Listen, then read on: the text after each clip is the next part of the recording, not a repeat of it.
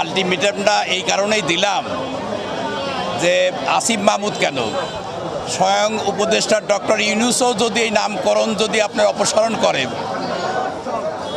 পাবনা রফিকুল ইসলাম বকুল আর পাবনা এক এবং অভিন্ন, তার নামকরণ যদি পুনরায় প্রতিস্থাপন না করা হয়, এই পাবনার মাটিতে আসিফ মাহমুদকে ঢুকতে দেওয়া হবে না। তাকে অবাঞ্ছিত ঘোষণা করলাম আজকে এই মানববন্ধন অনুষ্ঠান থেকে। আগামী দিনে পাবনা জেলা বিএনপি কর্মসূচি নেবে, ব্যাপক কর্মসূচি নেবে।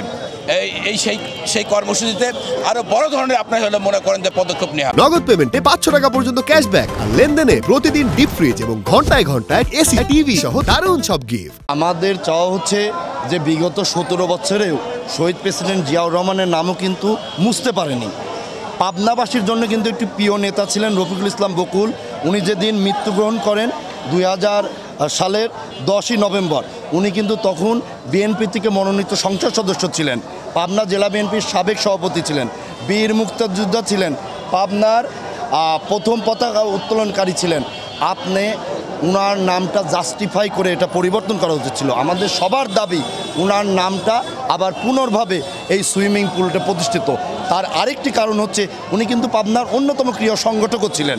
উনার এই ব্যাপারে উনার ভূমিকা ছিল, যার কারণে আমাদের বিএনপির নেতৃবৃন্দ বা পাবনার আপামর জনগণের নেতাকে আপনি নাম মুছে দেওয়ার মতো এখতিয়ার রাখেন না। আগামীতে যদি আমাদের নাম পরিবর্তন না হয়, আমাদের এখানে পাবনার বাসীর পক্ষ থেকে আমরা সবাই মিলে বসে কি করে এই নাম স্থাপন পুনঃপ্রতিষ্ঠিত করা যায় সে ব্যাপারে আমরা তার কিছুদিন আগে আমরা সিদ্ধান্তটা জানিয়ে দেব। উনি একজন ক্রীড়া সংগঠক ছিল, এই জন্য এটা ক্রীড়া প্রতিষ্ঠান তার নামে করা হয়েছিল।